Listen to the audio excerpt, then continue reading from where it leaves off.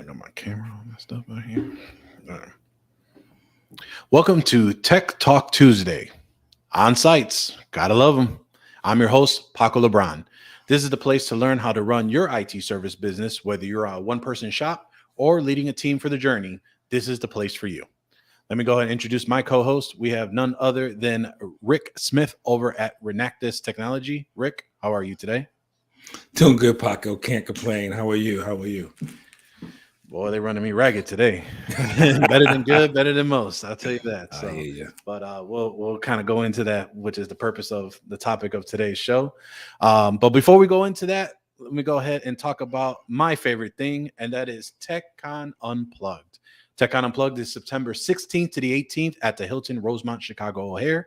There you will learn from other like-minded business owners in panels and breakout sessions, key takeaways from partners, vendors in the space, and experience the one-to-one hallway conversations or in the little lobby area, right outside the conference area, where what I've been told and what many have told us is where the magic happens. Tickets are $299, and unfortunately, the early bird special has ended as of yesterday. So we are at our full price of $299. So head over to techconunplugged.com, and you can go ahead and get your ticket. And this is going to be a great opportunity for you to really, again, get to that in-person networking. That's really what it's all about, and we're going to have a great time in Chicago this September. All right. So, Rick. Yes, sir. That time again.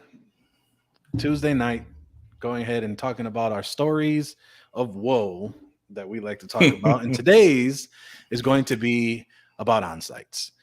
Yeah, I hate them. I hate them with a passion, but they're necessary. I think I've got to the point where I'm just too old for this and I'm just tired of it. But I want to go into a little bit of, instead of being such a negative Nancy, I like to talk about on how you can prepare for on-site so you can learn from the lessons that I learned this past week and last week. But on-sites, hate them, you love them. Where are you at on that whole situation? Well, I'm 50-50. I prefer to be sitting at my desk doing work. Sometimes it's nice to get out. It's like I say, my old adage is I used to love doing break fix work just because I think it keeps you sharp. You'll see things out in the field or, see things that, has an impact. It just, keeps the brain working, gives you a different way to look at things. So, I have that same challenge with on-sites, but I've seen some things this week too. And, some of them are just, they boggle the mind, and they also get the blood boiling because you tell a client over and over the same thing and it just doesn't happen. They just don't listen. So, it just depends. Our job is to manage, secure, and protect networks for our clients, keep them safe, keep things, keep things smooth, keep the downtime to a minimum. And sometimes they just refuse to do their part. So that A, causes on-sites, and B, can make an on-site very unpleasurable. Yeah, I mean, for me, and this is more of a rant situation, is, I've got to the point in my business that I try not to go on site as much as possible. Standardize on my tools. I've had my subcontractors, I have those that work for me that are trying to do all this, but for some reason, there's always a reason for me to come back. And there's always a reason for me to do this. Now, last week, unfortunately, there was nothing anybody could really do. That was more of I had new moves, I had expansions. That was all last week. So we'll go into Wednesday. I did a firewall install. We were basically an old firewall from a client that went out. We had the luxury to go ahead and replace it with what we standardize in. Plus for us, swap went beautifully. Swap that bad boy out. I was done in 15 minutes. Oh, but hey, because the cameras went out, because the other firewall went down, can you help us make sure that the cameras are online? Shouldn't be a problem. I've done cameras before. Put some port forwarding, and you should be A-okay.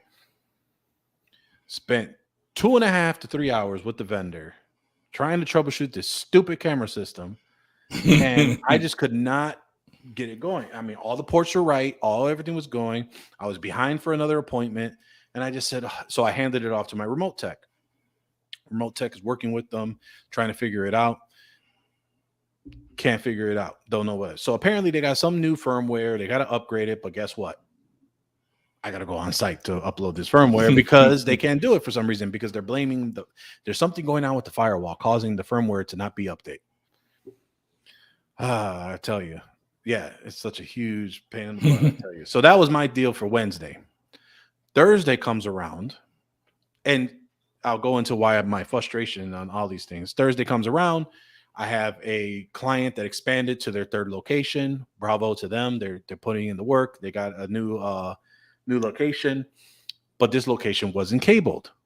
So I went ahead and had my subcontractors go ahead and cable the actual location. Everything is right. Everything is good. I get there, start setting everything up. Access points are not lighting up in Overseer.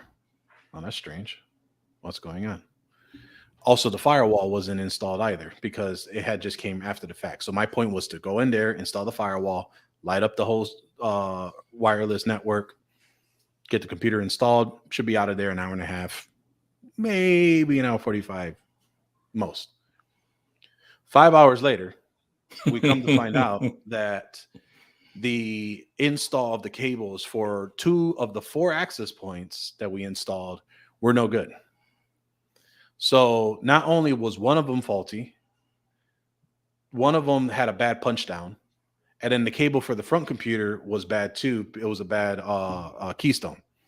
But of course, I don't know any of this. So I'm trying to mess with it and go from there. And the damn thing is about, 12 feet in the air. So I got to go ahead and lug this ladder around, go up there, take off the access point. Now, granted, big ups to Arachnus for updating their bracket situation from the 100s and the 300 series to their 510s and 810s, because before it was these little tabs. I don't know if I could find it real quick on the screen, but you had to jimmy this thing, and when it was in there, it was in there. So trying to take it out, and you would break the clips. Now they have these access points where it slides as like a mount on side of the thing. So beautiful, works great. Love the new access points now. So I was able to go ahead, grab it out, take a look at the cable, use my Link Sprinter 300. Big ups to Marvin for Link Sprinter suggestion way back when, so many years. I got PoE, but couldn't establish a link. Got a bad cable. Somewhere, somehow, something's not working. Anyway, had to wait another 30 minutes after that for the cabling guys to come out. They went ahead and tested it. They went ahead and went from there. Finally, they went ahead, got it taken done. Again, 5 hours later, still didn't go. I was done with that job. Then we had Friday. And this is the one that really took it out on me. It was an office move. But, of course, my office manager was supposed to schedule this to a time so we can handle everything together. Come to find out, I get there. We set up the new computers in the new office, but they hadn't moved any of the furniture. So we're setting up all the computers on the floor. Then we had to wait till 1 o'clock when the owner went to lunch and when the new hire left so we can move the phones and move the internet. No problem. Went ahead, moved the internet internet service was active. We plugged it in. We got everything going. Everything was great. Perfect. Now we have to move the phone system. Now they use a phone system company that has their own firewall. So we had to contact them, let them know about the static IP address. It took 2.5 hours to get a hold of someone for them to update the static IP address. For us to then find out that the way that they network this damn thing, when I come to look at it closer, you have the circuit in the conference room for AT&T. Somehow they threw a cable over the top of the room to the other side where the racks are at, where all the networking equipment is at. So I need to now throw another 2 cables over, plus when I went there to light up the network, my firewall's not there. The cabling guys took my firewall and didn't install the 3 access points that were needed to be done. They only cabled the suite. They had it out for you. So this whole week, the cabling guys were a pain in the butt.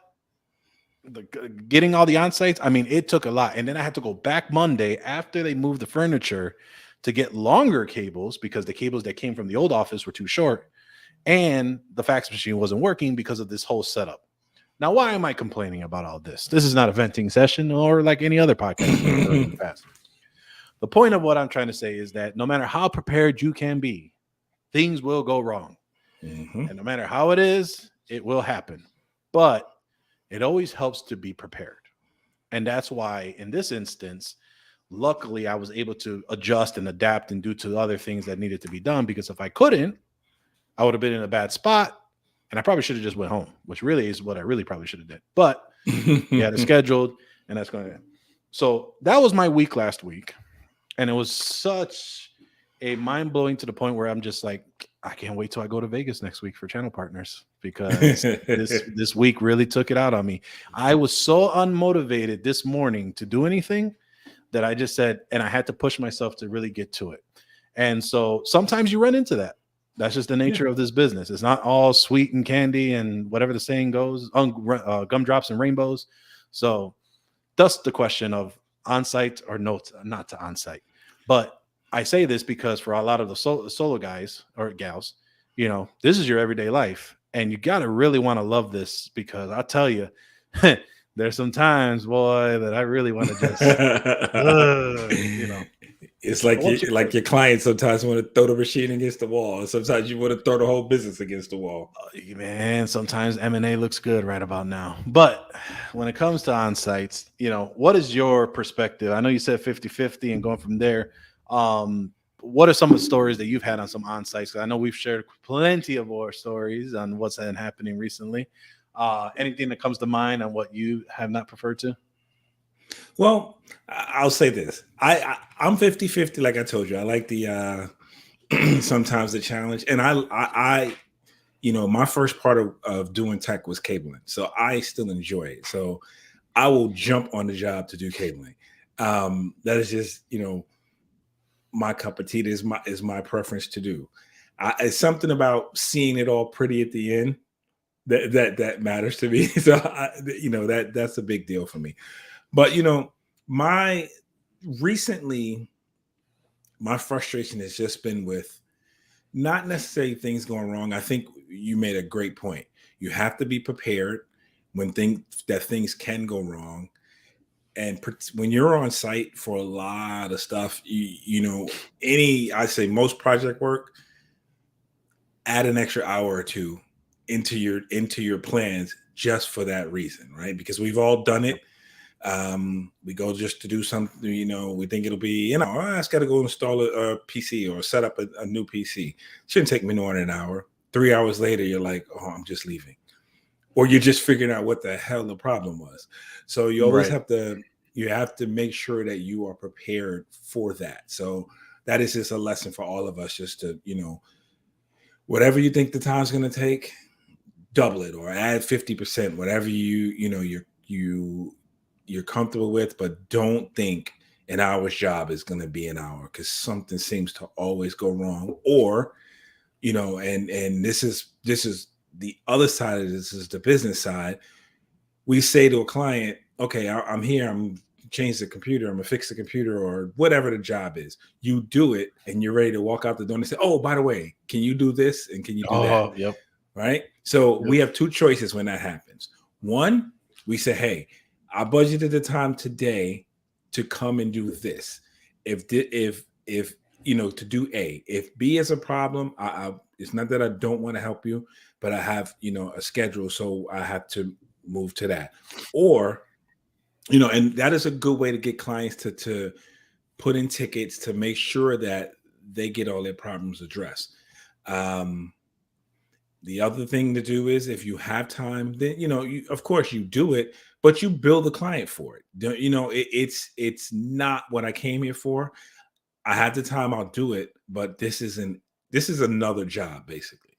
And, I'm very guilty of this. Being a nice guy, oh, yeah, sure, I'll figure it out. I'll just do it. What happens? I've given up another hour or two of my time. And then, I've lost my day for other things that I needed to get done. So just a lesson for all of us in that. But I don't want to harp on horror stories, but just something that happened to me yesterday that really just drove me nuts. I have a client. I don't need to mention who they are or what they do, but they're in an office. The office is kind of open. They do see. Forget it. It's a medical office. They see patients. Where the receptionist sits is kind of in an open area. So if I walk to the left or to the right, I can see the desk from the other side. So anyway, I'm in there yesterday, new service being put in. So I happen to walk by the desk and I see this sticky note on the top, right above the monitor, with the password written out. Right. I was like, are you kidding me? So I take a picture of it. Yeah. Is it the bright yellow one or the fuchsia pink one? No, it was actually yellow, but it was prominent enough. So I take a picture of it, walk to the other side, the other receptionist desk. Hers is not on the monitor. Hers is on the bulletin board to the right with her username and password. Walk back to the doctor's main office. Same thing. Computer password, and then the password is written out. I'm like, and so it drives me nuts. Now, again, if the doctor puts his password in his private office, I'm still going to say, hey, you shouldn't do that. But it's his private office, right? No one else really should be going back there. If the receptionist at least put the password in your desk, you know what I mean? It's something. You shouldn't do any of it, but still. So my blood is boiling. And again, no one's there. It's evening, but I'm still just angry because I'm like, this is huge. This is a big problem. And we have violations. Yeah. So I sent a copy of each one of them in a security email today to the doctor and explained to him that, how dangerous this is. And I said, it is one of those things. I said, and I took the picture in both places. I took the picture from the examining table from the client's perspective. And I took the picture walking past the receptionist desk to show that anyone can walk by and see it. Yeah. So I'm just like, this is really a serious issue. And, we have to stay conscious of that. So not as much of a horror story, but it just made my blood boil because it's like, if something goes wrong and they get, breached, they're going to come to me and it's like my problem, my fault. When I've told you 1,000 times, don't do this. You cannot do this. So this goes back to, and David said it was the password 123. Actually, it was password 12345. That's exactly what it was. With a capital P. And part of that is well, never mind, I won't go into that because I don't want to give away secrets. But anyway, it's just it was extremely frustrating. And it's one of those things where you like, no matter we have to build this in, I guess. Yeah. But, and of course, what I did as soon as I got back, I logged into the server and forced the passwords to be changed. So, I went to the domain controller and forced everybody's password to be changed. And you cannot use password. So, it's just it's just one of those things. And it goes back to, again, we have to be clear, put it on paper. But no matter how much we educate our clients, some of them are just, and I won't say this on purpose, but it's just, they do what's simple for them. And that's simple. Why do, I get the complaint all the time. Why do I have to keep changing my password every 90 days? Right. because I didn't set Well, it to 60.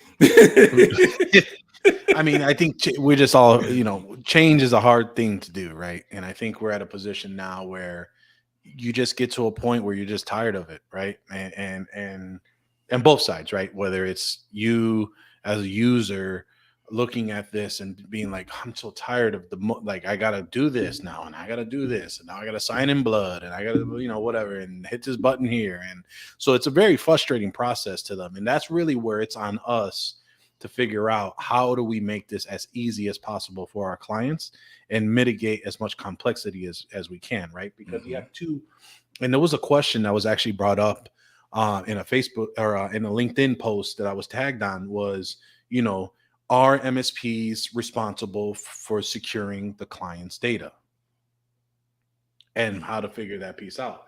So a lot of people were kind of chiming in and stuff. And it's like, well, how can we be responsible for the client's data if they are not even listening to our best practices? Right.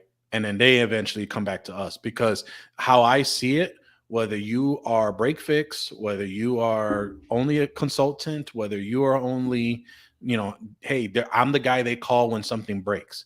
When something breaks, they're going to be like, oh, I thought my IT guy was handling that.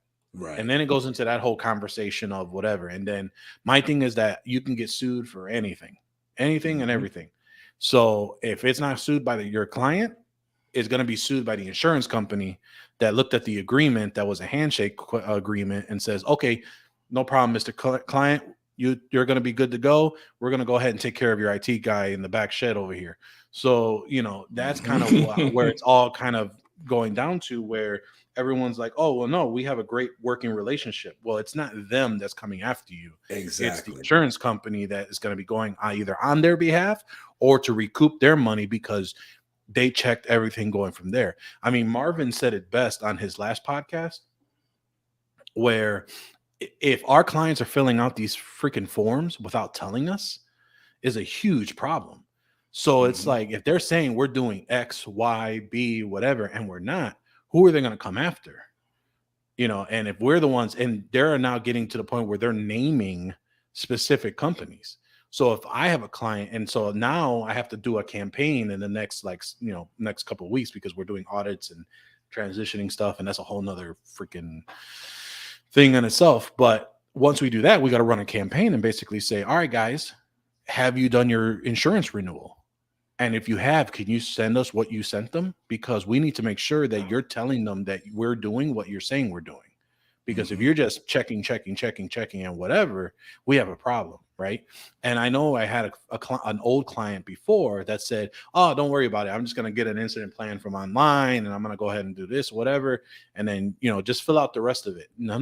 There is no fill the rest of it. That's crazy. Like, that's just, I'm not going to fill out all that. I want to know what you're saying I'm doing, because then if I could sign off to say like, yep, we're doing this technology wise for you, and call it a day.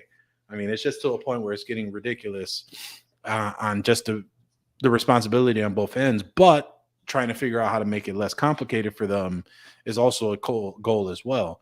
And keying toward that, what David mentioned here, that's, so, go ahead. That where you have to consult an attorney to know what you are responsible for and what you're not responsible for when it comes to keeping your customers' data secure. I mean, it's true. You got to figure out, you got to make sure you get a good lawyer. I mean, we've talked about this from the beginning. There's two things you need to get and early on in your business, and you have to figure out the resources to get it. You got to get a good CPA, which just reminds me, I got to call mine. And then because he called me earlier. And you got to get a good business lawyer, good business litigation lawyer. So those two are going to be the ones that help you locally when you're trying to figure this all out, and you got to get it going. So, but that's my spiel and rant for that. I like that, we talk about these issues that come up, but then we bring it back to running a business as well. And the things I'm learning is, those clients who will not follow your best practices or follow the practices at all, or they're reckless in what they do, no matter how many times, it's time for you to move on. Like, you can't keep them if they're not willing to adhere to what you're suggesting. Again, Right. I always bring things back to a doctor, because when I have a lot of clients who are in the medical profession, so I bring this back to them all the time. If your patient comes to you and tells you, this is what's going on with me, I have this symptom, and you tell your patient, okay, I'm going to prescribe this, and this, and I need you to do, I'm going to prescribe these 3 medications for you. I need you to cut down on your sugar intake and, whatever it is. I need you to lose 20 pounds, whatever. And they go and gain 40 more pounds, or just don't take the medication you prescribe to them. Yep. You've basically, they're not listening to you, so you can't be of use to them. Right. And it's the same thing with us. We tell our clients, hey, I need you to, we need, this is what we do, and this is how it should be done. We need to password protect. We need to do this. We need to do that. You need to, not post your passwords on a sticky note somewhere. After a while, it just becomes that they're not going to follow your advice. And then it becomes their lack of missing the word here, but their lack of execution in that, or their willingness not to listen to you, is a liability for you. And Right.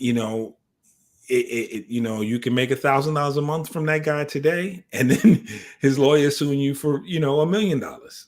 So it's just one of those things where we have to be disciplined enough to say, hey, enough's enough. My business is bigger than this one client, and Right. and we have to walk away, or strongly emphasize, maybe put them in a headlock and get them to understand what you're saying. But it becomes a challenge sometimes, and we have to be disciplined about it.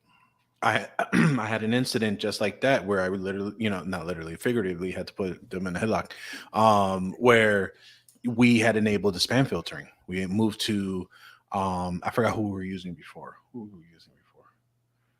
Oh, we were using, well, I can't think of their name right now, but we switched to Mail Protector for our spam filtering stuff. And so when we did that, they were getting a lot of notices, and they were like, please remove this. And so we said, no, we explained to them, no, clicking the button is what you review. You only see it when you go. And so they replied again. They're like, we don't care. Remove it. And so I replied back saying, no, we're not removing it, because this is the spam filtering that you need. Because this is going to call, you need to review your spam filters. So what's going on to the portal? You can either go to this URL, click the button so I can remove the notifications, but you need to access that. They're like, no, we don't want anything. Remove the spam filter now. And so, and this was the office manager, this is the front desk manager. So I called the partner, the main owner of the firm, and I said, look, you're in an industry that you have to safeguard your client's information. It would be egregious. It would be reckless. You are doing a disservice to your clients, not downright I'm trying to think of the word that I'm looking at, that because John helped me out in this scenario, because I was like, I don't know what to do. Like, they're telling me no, so I got to drop them as a client. And he's like, have a conversation with the main partner and talk to them and explain to them that, look, you are doing a disservice and it's downright just not cool. And you're going to pay in the long run by doing this. And you're doing a disservice to your clients, let alone to your staff that could adhere to this. He says, you know what? I think we just didn't understand the gravity of the situation.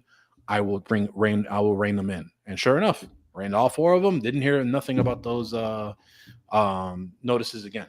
But it takes to that where you kind of have to have that one-to-one conversation, because granted, there is a possibility you can work out something and it works out smooth. And as I've been told, I'm trying to fire clients, apparently, is what I was told. So you got to find the happy medium to make sure that, you're not left trying to figure out, all right, well, how do I make this work and continue with that service?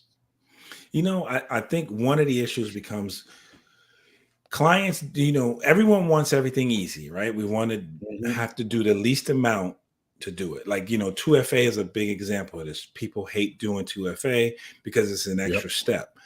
Now, some people get it when you explain to them why it's important, right? Why it's necessary. And if we can have that conversation with clients and they get that portion, then it becomes less burdensome. Like all of us, I for a long time, I hated 2FA because, I carry my phone now, or, wherever I keep my, wherever my 2FA goes, it initially was a pain in the neck. Now it's second nature, and I know why it's important, right? So, Yeah.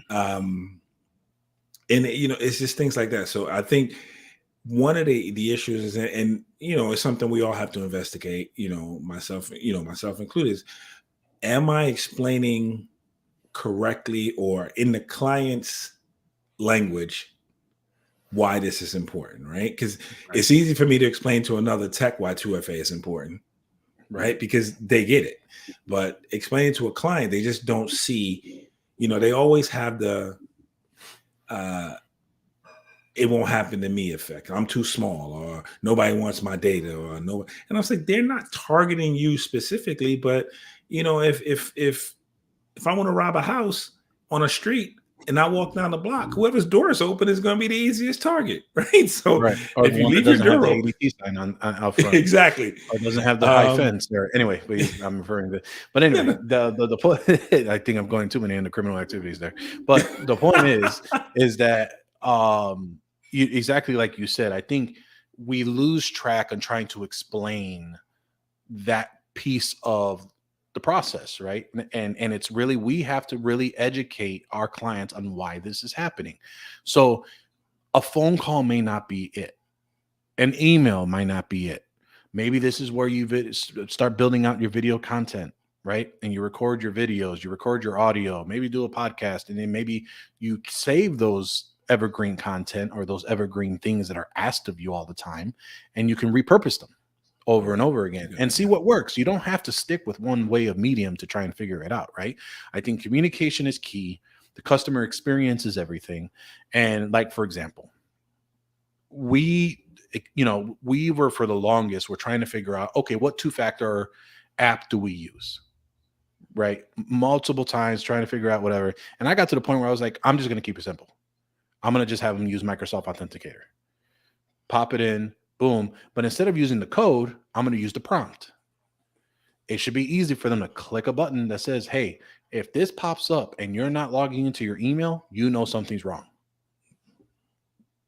Plain and simple, right? Mm-hmm. And so now having them do that prompt has proved to be a lot easier for their 2FA acceptance than it has been with typing a code every single time. Right. So, there are ways to try and figure it out and try and alleviate. That's the happy medium that I've been able to be successful with. But again, communicate, trying to figure out what you want to do for your clients, and it'll just prove to be a lot easier. But circling back to what you had mentioned on sites, and you're there helping for one issue, and then they pull you in, oh, I have a question for something else, and you have whatever. You're right. I mean, I think you have to figure out, how do you allocate your time, right? Because if you are running up against your time, you don't want to do a disservice to your next appointment. But at the same time, you don't want to be rude. So how do you do that? And exactly like you mentioned, I think for us, it's, we kind of see what the issue is. And for me, I'm lucky. I could go ahead and say, you know what? That's a really bad issue. I'm going to get my remote tech on that right now. And he's going to call you at this moment. And then I get to leave. So that's how I've been able to kind of handle that. I just pot it off to one of my remote techs and they'll help them remotely. I had one client that literally Monday, I was about to be out the door, and I was going to have my remote tech call her to walk her through her out-of-box experience, her Ubi setup for the new computer that we purchased. And she walks right in the door. And I was like, oh, all right, let's go ahead and run through this. So I ran it through all the computer setup. And she's like, okay, so what about all the other apps? Good question. My tech is going to give you a call right now in the next 3 minutes, and he's going to help walk you through. And so I had them connected, and I said, all right, guys, talk to you later. And I went on my very way for the next thing. So it helps to delegate, which is a big piece of trying to figure out how to do is the delegation when you have that opportunity. That's a huge piece to really try and figure out on making your on-sites a little bit more easier as you kind of support it. Mm-hmm. Well, yeah, that's a very good point. And it's but but you got to get the client to respect your time as well. Because I think what they do too is, particularly, depending on what kind of contract they're on, they want to feel like they're getting every dollar out of you, every one of their dollars out of you in service. So, things will come up. I have and I'll just keep this brief. I know we're running short on time, but I have a client who, and I personally think this was happening because we were having a price increase, and she was aware of the price increase coming. So all of a sudden it was like, I need you to do this. All of these problems kept popping up all of a sudden. And it was like, hey, wait, my thing is always, because I tell clients this all the time, don't tell me something when we're passing, because I will yes you to death and something else will happen and I'll forget just as quickly. So if it ain't on paper, if it isn't in the ticket, we didn't have the conversation, because I don't do it on purpose, but it's just the nature of the beast. My mind is on my other set of clients, my other group of clients. So you tell me something, and I'll have every intention of getting it done, and it doesn't get done. It's because I just forgot, because I'm moved on. So and this is one of the things we got to get clients in the habit. We got to get them in the habit. You got to put in a ticket, but also there's and we talk about this: unlimited remote support and unlimited on-site support needs to have a cap. You know what I mean? And for sure. Yeah, and it needs to be, because you will get taken advantage of for, and then, and you don't want to nickel and dime a client about everything, but at the same time, they have to be respectful of your time, and, be respectful of it. And I tell clients that all the time. You can't, and I don't say it this way, but an oversight or screw up on your part does not constitute an emergency on mine. You know what I mean?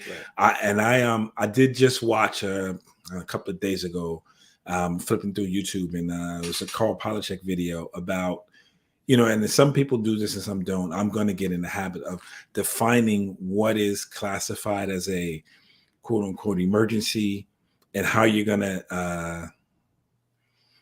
how you're going to respond to certain things, how you're going to prioritize what their problems are versus other problems. And, right. That's probably something that's important, because if not, you could spend your time, your whole day stuck at one client when you went to do 1 hour's work. It's already went overboard, over time, because you didn't anticipate X problem or Y problem. And then they throw 3 other problems at you when you're trying to get out the door. Right. So it's just, one of those things, one to grow on. No, yeah. I mean, there was 2 things you mentioned there, right? One is I suffer the same problem, but in a little bit of a twist, where they'll tell me something to take care of, and I'll say, "Yep." The moment I get to the office, I'm going to go ahead and take care of it. We're going to blah, blah, blah, blah. Never created the ticket. Never did the email. Like I suffer from that whole, exactly like you said, I'll yes you to death. But the moment I look at it, I forget. So if some clients are good and they're like, "Oh, should I send in a ticket about this?" Yes, go ahead and do that, please.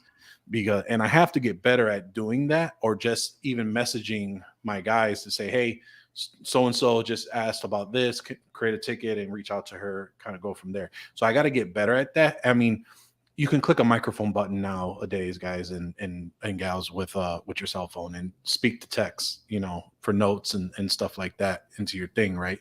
But it's really hard to keep up, like you said. Sending an email, establishing a process is going to be huge for what you need to do.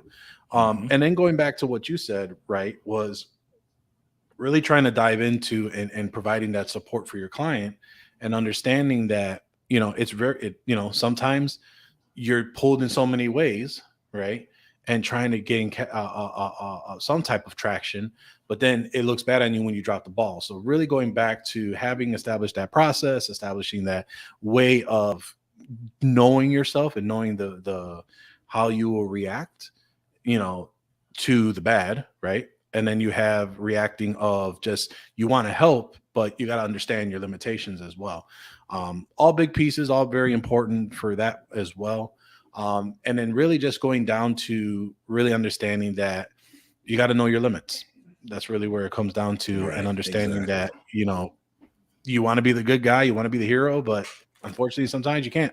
You got to take it in Exactly. strides, because you're going to burn out if you keep on burning the candle at both ends. So, And one, something we can have a discussion about when we talk about processing is when we talk about, in the future, talking about processing is talking about ticketing as well. yep. And making sure that there's a ticket for everything that goes on, because that is Yes. another, when I look at it, if I had to say one of the weaknesses for me is I'll fix something, you ask me, I'll fix it. I won't put a ticket in, I'll just do it. And even if I'm, if there's a charge for it, not a charge for it, you have to be able to, it's documentation first and foremost, but but you have to be able to account for your time, and know what incident happens, because it just it gets to be a mess if you don't do that. Right. And I'm Yeah. just talking about things that experiences I've had as a growing pains as I'm growing up in the MSP world. Yep. Nope. I totally agree. Totally agree. But it'll be a little bit of a short one for today. Totally agree on all parts. Oh, hold on. We got a question here. Yeah, Dave's. Are you legally liable when a customer doesn't listen to you regarding your recommendations for keeping their data secure? Yes. That is a good question. That is a good My question. understanding, my understanding is yes. My understanding is, and this goes back to my point about knowing when it's time to pack it up, and knowing when a client is not for you, because my understanding is, and again, I'm not a lawyer, I just play one on this podcast right here, but but you can, they say, just like when you tell a client, when you offer a client you offer a client 2FA, or you offer a client something and they say, oh, no, I'm not going to take it. You ask them to sign a waiver saying that you've offered it to them and they've agreed not to take it. My understanding is in a lot of places that's not going to hold up in court. You said in your contract, I'm keeping your data secure. Doing, if you describe what the process is or not. If the data is not secure, nowhere in there does it say the client has to do their part, right? So I think you're liable. That's why I think it makes sense that, again, if you have clients that are quote unquote problems and are not willing to follow the proper procedures, it really is a liability to you, and is cost you much more than whatever you're collecting from them on a monthly basis. What I will say is, what John Dubinsky likes to say is, one thing I do know is I don't know everything. And so what I will say is that David, I'm going to take this question along with some others and refer to our resident lawyer that we've had here, Liz Pifko, over at Corvinius Law, and have her come back on and answer quite a few of these that we have. So for those that do have legal questions similar to these, email us at info@mspunplugged.com, and I will schedule her to come back on another time, and we can answer all these questions, and we will get it directly from the lawyers to be able to tell us, are we legally liable for these type of deals? So, and I'm sure And she's if going to I'm say it right, depends on I'm your going to contract. put a J behind my name, not the whole JD, but just the J. But good question for that as well. So we'll hold on for any additional questions, but I think what we're going to do is we're going to round it out early tonight. We just wanted to have this kind of more of a vent session / hopefully some value for you all as you are looking into how to get better and understand that we are going through it as well when it comes to on-sites. So yeah, I think that's pretty much it from our side. Rick, any lasting words on the topic or just to the community? Well, okay, two things I got. One, as you guys have noticed, it's been Paco and I on these Tech Talk Tuesdays, just kind of talking about our experiences. And the whole goal is not to sit here and quote unquote have a bitch session about what doesn't go right or what hasn't gone wrong. It's really to try Wait, to really? it's the goal is to try to talk through the issues we've had, because we know, we're not the only ones who experience these problems, and what approach we take to solve them. That doesn't make us right or wrong about it. It's just our approach. So I challenge and invite, anybody out there, come on the show and we'll have the same conversation rather than the old format of just doing basically an interview. We want to have a conversation. The whole goal of what we're doing, the whole goal of MSP Unplugged, of Techcon Unplugged, is for us to educate each other and help each other's business grow. So if I can offer, any piece of advice or something you pick up from something I've said and you use it, you take it and use it and you grow, then great. I've met, through my time being involved in this community, I've met, interacted with, and learned some very valuable lessons from a lot of people in this community. And I'm just going to shout out, I'm going to shout out Paco, because he and I had a serious conversation this afternoon, which left me, with a lot of things to ponder. And it was, it's just one of those things. So I brought that up just to say that this is not the Tuesday night bit session. This is really the Tuesday night conversation. And, we invite any tech who wants to come on, have this conversation, ask questions, give advice. Because like I've always said this, everybody has something to offer, whether you've started this job yesterday or you've been doing it 30 years. There's something you have to offer. There's something you can teach, and there's something you can learn. So that is my official call out for everyone. Get in touch with us, info@mspunplugged.com, to come on the show and talk with us on a Tuesday evening. And if you at that point where you still don't feel comfortable talking to us, send us some questions or send us some topics you'd like to have us discuss. I'm sure between the two of us, we've seen it or experienced it, or we know somebody we're going to yank on the show who probably is a better, a better authority to speak on it. So that is just this. That is our invitation to all the techs out there who can hear us. Come on the show and let's talk it out. The last thing is, of course, it goes right back into it. It's just our upcoming TechCon event, as well as the show. We are very much interested in any feedback that you have for us. Anything we can do to make it better, a much more exciting, great experience for you, please let us know. Again, info@mspunplugged.com or rick@mspunplugged.com. I'm looking forward to any feedback you guys might have. If you don't like this format of the show, tell us that as well. Maybe we need to make some changes. Again, everything we do is for us and by us. So it's our thing. And when I say our, I mean yours, yours and mine. So, this, I don't have all the answers. Neither does, we don't have all the answers. So, we look to the community to give us feedback, to give us support, to give us, input and what would help you grow your business. And with that, I'll say goodnight.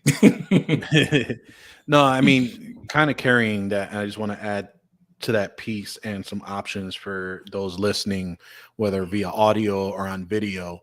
As Rick said, like we do this to kind of give a more of an inside look on our businesses and how we're running it. And, we've all had different journeys. Some are journeys that we would like to mimic, right? And for everyone who knows me, I am totally an open book. Like, you can ask me everything, every which way. I try to skim over some of the stuff on online and video, just because, security reasons or whatever. But, when it comes to really getting down to it, like Rick just mentioned, we had a very serious conversation earlier today on business and just understanding that piece. And that's because of the rapport and the trust that we've built, right? So, I joke around earlier when I say, hey, this is where the magic happens, right? At TechCon. But that's what we are talking about, is when you're having those conversations, you have to be a little vulnerable, and you have to be a little bit to understand that, I don't know everything. I'm going to take a risk to sound like I'm dumb and stupid and whatever the case may be. But that's where you learn the best, right? And you'll find out that the other person you may be talking to, or the other people you're talking to, are feeling the exact same way that you are. And they're just trying to piece it together as well. And honestly, we have talked about TechCon Unplugged for this, but there are plenty of other event shows that are happening over the next couple months. If there's a show that you guys are all going to, and we need to do an MSP Unplugged meetup that you feel that would help and us to kind of get together, let me know. The one that comes to mind right away is just to give enough time for people, because Channel Pro is having their Chicago event May 4th and 5th. It's going to be in Schaumburg, so it's not going to be in the downtown traffic. I will be there. I think a few of us are planning to be there from the normal crew that you have seen. Trying to rope Rick in, but we'll see what he has going on. But we can do something then. We have the ASCII event, which I think actually is at the end of this month, if I remember correctly. So there's ASCII actually coming up at the end of the month. There's Channel Pro, that's a month from now. And then there's Channel Futures and Channel Partners next week in Vegas. So obviously, if there's a show and we have a few of our community members there and you want to talk about it and you can't wait till TechCon Unplugged, or maybe you can't make TechCon Unplugged and you really want to, just get that one-to-one conversation, talk in the Facebook community group. You know how to join. Head over to patreon.com/MSP Unplugged. Get your subscription in there, join the group, have the conversation, and kind of move forward from there. But that's just something I wanted to highlight, kind of what Rick talked about. But in addition, a couple things. I will be gone next week. I will actually be in Vegas in Channel Partners. I will be speaking at the event, so I will not be on Tuesday's episode. But stay tuned, because Rick will be manning the ship with a surprise guest who has been on the show before. Don't want to say his name in case I screwed him up on the dates, because he thought it was tonight and not next week. So hopefully he will be on. Great MSP, has a lot of information. And we'll make sure that he, IT service provider, he can help out and give you guys some value next Tuesday. And then what I'm super excited about is this Thursday, we have Dave Horsey over at Cloud Unify. So I know this is a vendor that a lot of people have asked for.